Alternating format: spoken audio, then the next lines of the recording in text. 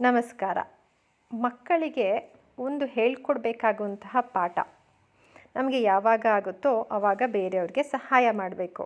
ನಮಗೆ ಯಾವಾಗ ಸಹಾಯ ಬೇಕೋ ಆವಾಗ ಭಗವಂತ ಒಂದಲ್ಲ ಒಂದು ರೂಪದಲ್ಲಿ ನಮಗೆ ಸಹಾಯನ ಕಳಿಸ್ತಾನೆ.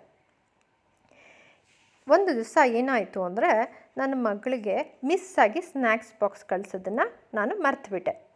ಅಂದೇನಾಯಿತು ಅಂದರೆ, ಅವತ್ತು ಸ್ನ್ಯಾಕ್ಸ್ ಬ್ರೇಕ್ ಟೈಮಲ್ಲಿ ಯಾವಾಗ ನನ್ನ ಮಗಳು ಸ್ನ್ಯಾಕ್ಸ್ ತಂದಿಲ್ಲ ಅಂತ ಗೊತ್ತಾಯಿತೋ, ಅವಳದು ಫ್ರೆಂಡ್ಸ್ ಎಲ್ಲ ಸೇರಿ ಒಂದು ಸ್ವಲ್ಪ ಅವ್ರು ತಂದಿರೋದ್ರಲ್ಲೇ ಇವಳ ಜೊತೆಗೆ ಶೇರ್ ಮಾಡಿದ್ರು.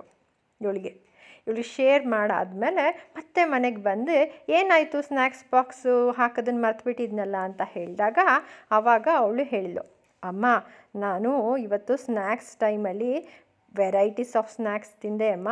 ಆಮೇಲೆ ಇನ್ನೊಂದೇನು ಗೊತ್ತಾ ಅಮ್ಮ, ನಾನು ಯಾರ್ಯಾರಿಗೆ ನನ್ನ ಸ್ನ್ಯಾಕ್ಸ್ನ ಶೇರ್ ಮಾಡ್ತಿದ್ನೋ ನನ್ನ ಫ್ರೆಂಡ್ಸ್ ಎಲ್ಲರೂ ಕೂಡ ಅವರೆಲ್ಲರೂ ತಂದಿರೋದ್ರಲ್ಲಿ ಸ್ವಲ್ಪ ನನಗೆ ಕೊಟ್ಟರು. ನನಗೆ ತುಂಬ ಖುಷಿಯಾಯಿತು.